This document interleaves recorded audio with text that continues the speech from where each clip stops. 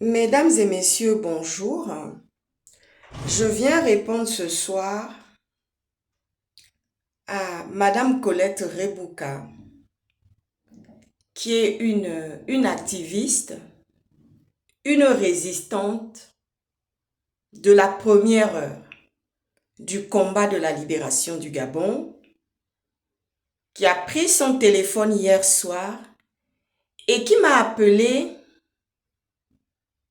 pour me faire des invectives concernant ma vidéo du palabre qui l'oppose à maman Suzanne Barat. J'en étais surpris, j'en étais étonné. Mes avocats ont dit franchement, cette femme, je n'arrive pas à comprendre. Et quand on entend son discours, il est écartelé, il est désorienté. Vous voyez ce que je veux dire, non? Non seulement le discours de Madame Colette Rebouka est désorienté, mais elle désoriente beaucoup les personnes avec qui elle rentre en contact. Et c'est très dérangeant. J'ai été, je dirais pas mal à l'aise, mais j'étais dérangée par l'appel que Madame Colette Rebouka a eu à me passer pour me faire des invectives du fait que je me suis permis de venir avec sagesse séparer deux compatriotes, deux grandes sœurs, qui sont des personnages emblématiques du Gabon et qui sont du combat de la première heure. Et surtout que maman Suzanne Barat a commencé son combat depuis le Gabon. Elle n'a pas commencé son combat ici. C'est-à-dire que la France a été la continuité pour elle. Le combat qu'elle mène aujourd'hui, elle l'a commencé depuis les affaires sociales là-bas au Gabon. Et elle est venue ici en France et ça a été la continuité de son combat. Quant à Madame Colette Rebouka, je l'ai toujours connue pour son combat ici en France, pour sa résistance ici en France. Et je me suis vue recevoir, je me suis entendue dire que je n'avais pas le droit de venir dire quelque chose d'un palabre qui l'oppose à maman Suzanne Barat. Mais je vais dire à Madame Colette Rebouka, de quel droit? De quel droit? Vous avez un discours désorienté. Vous avez un discours désorientant.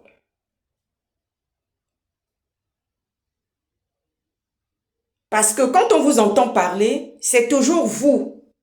C'est toujours les autres qui viennent chez vous, mais vous n'allez jamais chez personne.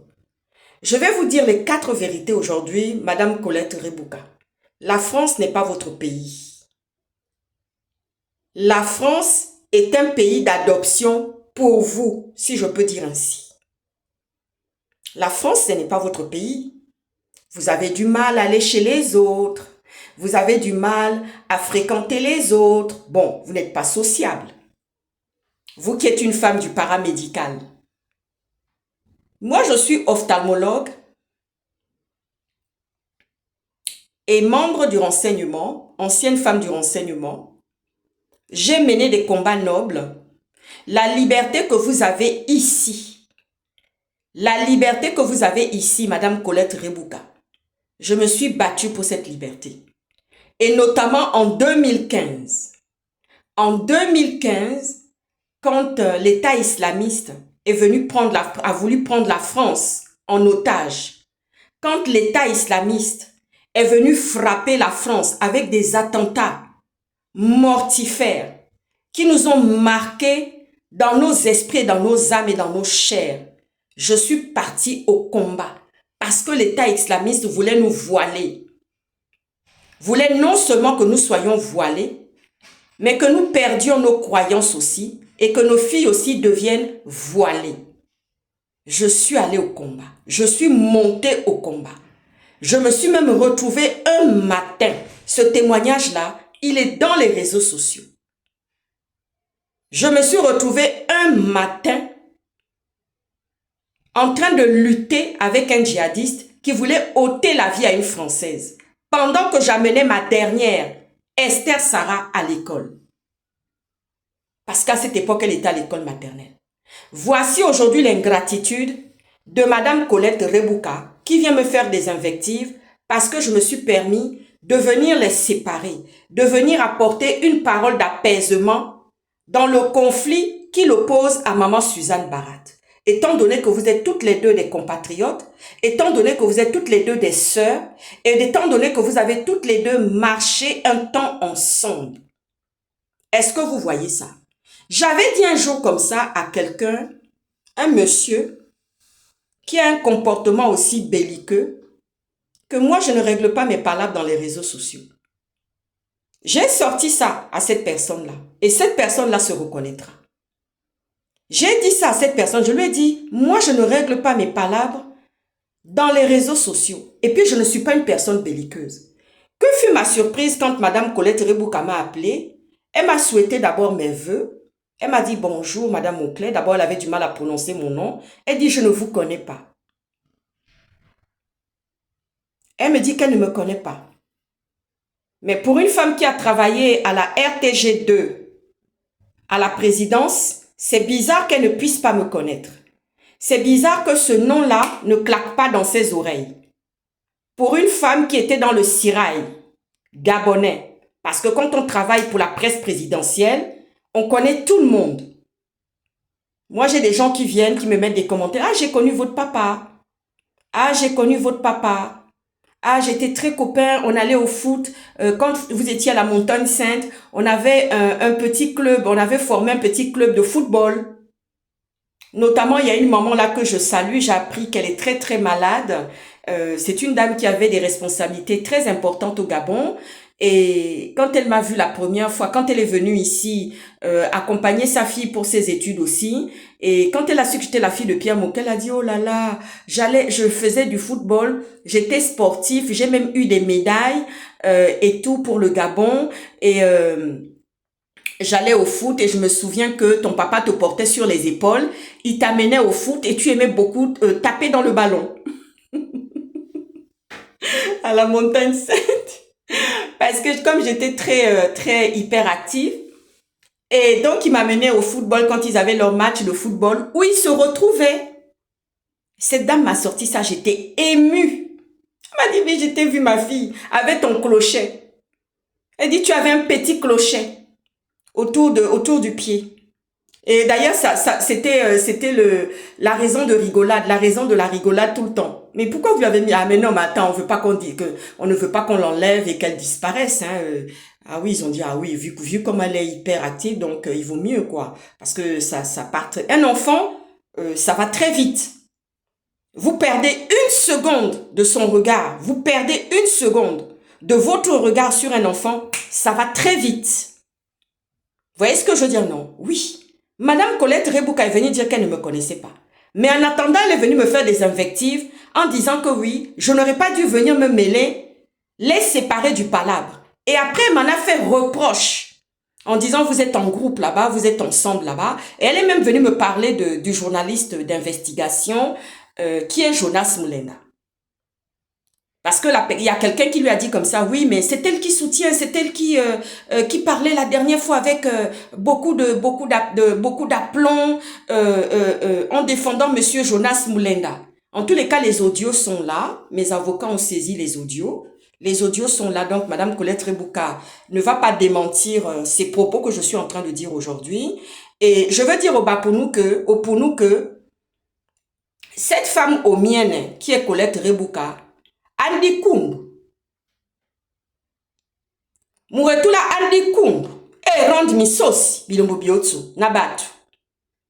Et je viens maintenant reconnaître l'histoire du proverbe qui dit que le grand bien avait rasé la tête du chien. Donc c'est le grand bien que je vous ai fait là. Le grand bien que j'ai fait de venir apaiser les tensions, parler à l'une et à l'autre. Parce que j'ai un lien étendu avec maman Suzanne Barat. C'est la vérité. Nous sommes toutes les deux sœurs en Christ de Béthanie. Nous venons toutes les deux de Béthanie. Vous voyez ce que je veux dire, non? Oui. Et nous sommes toutes les deux chrétiennes. Quand quelqu'un vient dire, quand quelqu'un parle de la chrétienté, mais moi je ne viens pas parler de vos Nganga Misoko. Je ne viens pas parler de vos croyances. La Bible, c'est un fait d'histoire. Tu crois ou tu ne crois pas ou, ça c'est ton problème. Moi, dans ma bibliothèque, j'ai la Bible, j'ai aussi le Coran. Je m'instruis des deux. Pour ma part, en tant que chrétienne, c'est un fortifiant pour moi, c'est une lumière pour moi, c'est un éclairage pour moi, c'est un guide pour moi, la Bible. Parce que le chrétien qui se dit chrétien ne lit pas la Bible, ce n'est pas un chrétien. Et je lis le Coran pour mon instruction, pour ma connaissance. Vous voyez ce que je veux dire, non? Donc, pour ceux qui viennent avec des pics dans les réseaux sociaux pour parler de chrétienté, moi, je ne parle pas de vos histoires. Je ne parle pas de vos histoires. La seule chose que je sais, c'est que je ne ferai pas d'attelage disparate. Je ne viendrai jamais m'asseoir avec vous. Voilà. Je ne viendrai jamais faire mariage ou amitié ou quoi que ce soit avec quelqu'un qui n'a pas les mêmes croyances que moi. Parce que quelqu'un qui est dans les plantes, quelqu'un qui est dans les Nganga Misoko, quelqu'un qui est dans la voyance, quelqu'un qui va consulter les voyants, qui va faire des choses comme ça, qui sont interdits dans la Bible. Pour moi qui suis chrétienne, mais qu'est-ce que je vais aller faire avec ce genre de personnes? Quel enseignement je vais aller tirer là-bas? Voici Madame Colette Rebouka qui est venue me faire le reproche parce que tout simplement je suis venue séparer deux sœurs. Oui, le grand bien du proverbe pour nous avait vraiment à ma viole monde mour du monde. Le grand bien avait rasé la tête du chien. C'est vraiment la vérité. Et vous êtes deux comme ça, Madame Colette Rebouka. Dans mon observation, dans le regard que je pose dans tout ça par rapport à ce combat-là, vous êtes deux comme ça, à avoir ce comportement-là. Vous êtes deux à avoir ce comportement belliqueux. Parce que vous avez toujours le même discours, patenté, vous n'allez jamais chez les autres. Mais la France, ce n'est pas chez vous. La France vous tolère. Je vais faire passer un message ici. Ne pensez pas que vous êtes privilégiés. C'est parce que Dieu même est descendu dans le cœur des autorités françaises. Il y a des gens qui prient. Des gens comme nous qui prions pour que Mourima, Bibi Bamba, faut pas que Kalouga. Il y a des gens comme nous qui prions pour que Mourima, Bibi Bamba, faut pas que Kalouga. Parce qu'il y a des gens qui prient. Mais peut-être qu'ils n'ont pas encore mis cette prière-là. On vous tolère. On vous tolère. Vous n'en avez pas la bénédiction. Vous n'en avez pas pignon sur rue par rapport au combat que nous sommes en train de mener. Aux États-Unis, oui. Aux États-Unis, oui. Quand tu es aux États-Unis, là, et que tu mènes combat pour ici, pour le Gabon, là, oui. Mais ici, en France, là, on vous tolère. Donc, quand je vois que Madame Colette Rebouka est venue me faire une invective, me faire un reproche, parce que, semble-t-il, je serais venue apaiser les tensions. Je serais venue parler à l'une et à l'autre. Et Madame Colette Rebouka m'en a fait le reproche. Et j'ai compris aussi derrière que, avec une manière qui est à elle, qu'on lui aurait dit, ah oui, c'est elle qui était remontée là, qui prenait le parti de Jonas Moulenda, qui est journaliste d'investigation. Je savais qu'on allait en venir un jour. Parce qu'il y a eu beaucoup de choses qui se sont racontées dehors concernant le fait que je citais le nom de Jonas Moulenda. Et ma communication m'a dit, tu ne cites plus. Parce que ça prête à confusion. On peut penser qu'il y a, oui, les gens sont même allés dire que oui, il y avait peut-être une relation sentimentale derrière le fait que la fille Mauclair sortait souvent le nom de Jonas Moulenda. Donc, je ne vais plus sortir le nom de Jonas Moulenda. Je vais me retenir. Parce que ça devient un reproche. Parce qu'on m'en fait un reproche. Et je savais qu'on allait en venir à ça. Je savais. J'ai compris, j'ai très bien compris le discours de Madame Colette Rebouka. Il n'y a aucune vidéo, Madame Colette Rebouka, où j'ai eu à mal parler de vous. L'avant-dernière vidéo, où j'ai parlé encore de vous en bien, c'est là où il y a eu l'histoire de Madame Bourdette. Quand vous êtes sortis pour la première fois dans l'affaire de Madame Bourdette du Cap des Pères, où j'allais en promenade en villégiature avec mon papa et ma petite sœur le dimanche. Et je vous ai dit au téléphone que c'est un problème, que c'est un combat que j'ai mené depuis 2023 avec Madame Erline Demben Damas, qui était l'ancienne ministre de la Justice. Parce que je lui ai écrit, je lui ai envoyé des courriers. Je me suis même déplacée alors que les autorités gabonaises ne savaient pas que j'étais dans le pays. J'ai mené ce combat-là à mes risques et périls. Je ne suis pas aux miennes, hein. Je ne suis pas omienne, je ne fais pas partie de la communauté omienne. Je n'étais pas obligée de monter dans ce combat de Madame Bourdette. Mais je suis montée parce que c'est une maman, parce que mon papa connaissait très bien cette dame. On y allait le dimanche en villégiature et en plus de ça, c'est une terre gabonaise.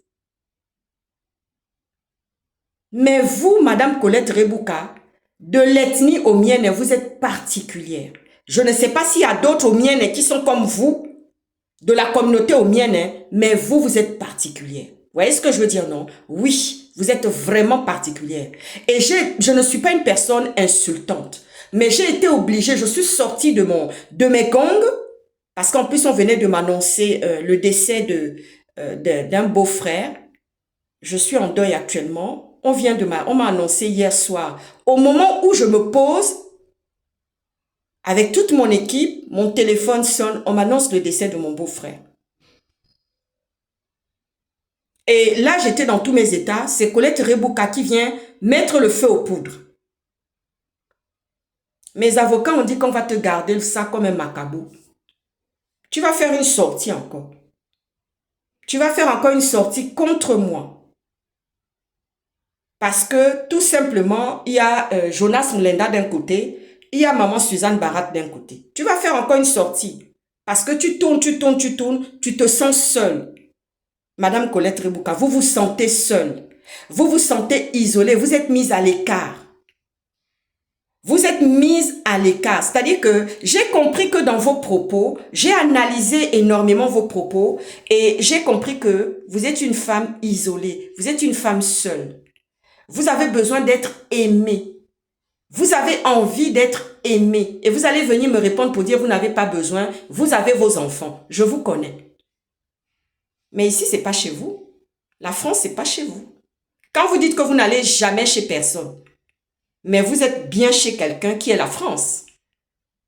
Vous êtes bien chez Macron, dans le pays de Macron, parce que la France, ce n'est pas votre pays, Madame Colette Rebouka.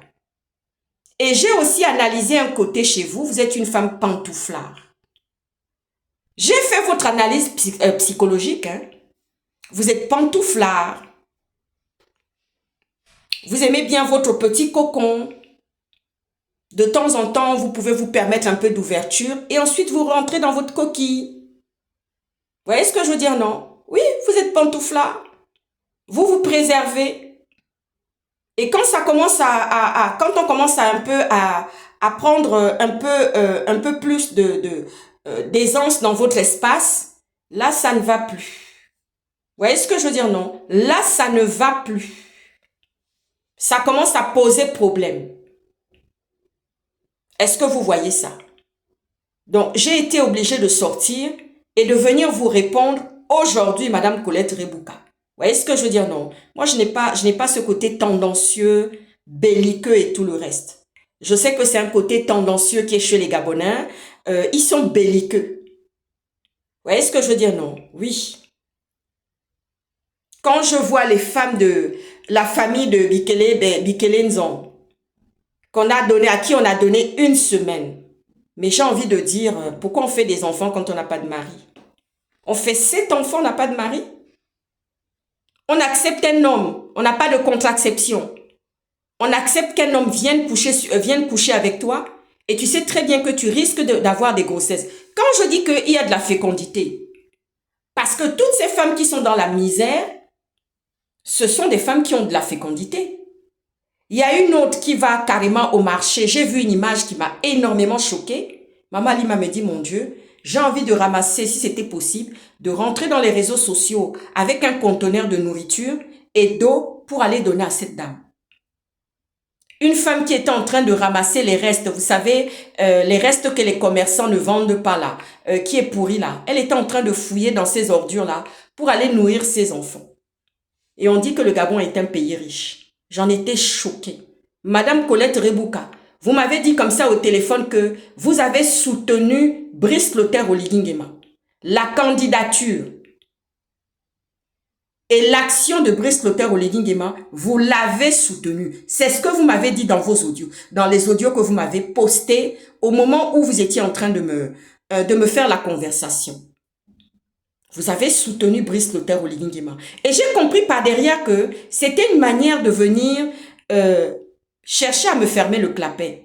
Mais Madame Colette Rebouka, renseignez-vous, hein, la femme d'autorité que je suis. Vous voyez ce que je veux dire, non? J'ai envie juste de vous dire que je vous mets un djihadiste là sur le trottoir et je veux voir si vous allez tenir une seconde. Vous voyez ce que je veux dire, non? Quelqu'un vous a peut-être demandé de venir me faire taire parce que vous êtes une grosse gueule, une grande gueule, une broyeuse d'individus, mais vous faites ça avec vos compatriotes gabonais, pas avec moi, Colette Rebouka. Ah oui, je vous le dis. Pas avec moi, parce que si je rentre dans ta carcasse, c'est cuit. Si je rentre dans ta carcasse, Colette Rebouka, c'est cuit. Vous voyez ce que je veux dire, non? J'ai toujours été respectueuse des adultes, mais quand tu me manques de respect, je vais te dépioter. Ah oui, je suis même capable de rentrer jusque dans ton vagin et ressortir. C'est comme ça que je suis. Quand tu es une femme, hein, tu me manques de respect, je vais aller attraper ton vagin, ta chatte. C'est ce que je dis. Oui, je vais jusqu'à aller attraper ta chatte, ton vagin. Je l'arrache comme ça avec les mains. Tu as vu, non? Oui, je suis capable de faire ça. Quand on vient me provoquer, quand on vient m'accuser que j'aurais soi-disant dit que oui, vous avez envoyé des gens faire une expédition punitive à maman Suzanne Barat, alors que votre nom n'est jamais nullement cité dans l'expédition de l'information que j'ai reçue concernant l'expédition punitive qu'on voulait faire au domicile de maman Suzanne Barat. Jamais un nom n'a été cité. Mes avocats ont dit cette femme est sénile, cette femme elle est malade. Vous qui avez l'argent de Brice Clotaire Oligui Nguema, vous qui soutenez l'action et le comportement de Brice Clotaire Oligui Nguema, je vous invite à déposer plainte avec la vidéo, la Madame Colette Rebouka, qu'on se retrouve devant les tribunaux. Mais vous n'êtes pas une femme sage. Vous êtes maman, vous êtes grand-mère, avec toujours au grand mot quoi. Vous voyez ce que je veux dire, non? Moi, je suis maman seulement. Je ne suis pas encore grand-mère. Mais je me respecte et je me tiens à ma place. Vous voyez ce que je veux dire, non? Oui. Ne croyez pas qu'ici, c'est votre précaré. On vous tolère. Vous voyez ce que je veux dire, non? On vous tolère. Et ce n'est pas les feuilles, ni les nganga misoko, ni quoi que ce soit, qui peuvent aller toucher le cœur des Français pour vous laisser continuer le combat ici. Non. C'est Dieu qui est descendu dans cette histoire. Il y a des gens comme nous qui ne dormons pas la nuit, qui faisons des prières, qui prions matin, midi et soir, pour que le cœur de ces gens-là soit touché, pour qu'on puisse continuer à faire le combat et dénoncer ce qui ne va pas dans notre pays et réclamer la libération et l'état des droits de notre pays. Oui, Madame Colette Rebouka. Vous savez, quand on a trop duré dans un combat, l'essence même du combat se perd. On finit par perdre l'essence même du combat. Quand on a trop duré dans quelque chose, et surtout quand on n'a pas eu le couronnement. Parce que vous, Madame Colette Rebouka, on aurait pu vous nommer ministre aux Affaires sociales. On aurait pu vous nommer secrétaire d'État plus tôt. au Gabon. Mais Brice Clotaire Oligui Nguema n'a pas fait ce choix-là. Et oui, pourquoi n'a-t-il pas fait ce choix? Pourquoi ne vous a-t-il pas nommé secrétaire d'État? Vous ne seriez pas encore en France en train de dénoncer encore de temps en temps, puisque vous avez voté Brice Clotaire Oligui Nguema. Vous avez voté l'action de son arrivée. Autant dans le coup d'État, autant dans la transition, autant aujourd'hui en tant que président. Mais pourquoi n'êtes-vous pas aux côtés de Brice Clotaire Oligui Nguema et de son gouvernement? Pourquoi, Madame Colette Rebouka, vous passez votre temps à venir parler ici des uns et des autres? Je ne vais pas laisser passer, je ne veux pas qu'on accole mon nom ni ma personnalité à des conneries. Je ne veux pas. Vous voyez ce que je veux dire, non? Oui. On vous tolère juste même ici.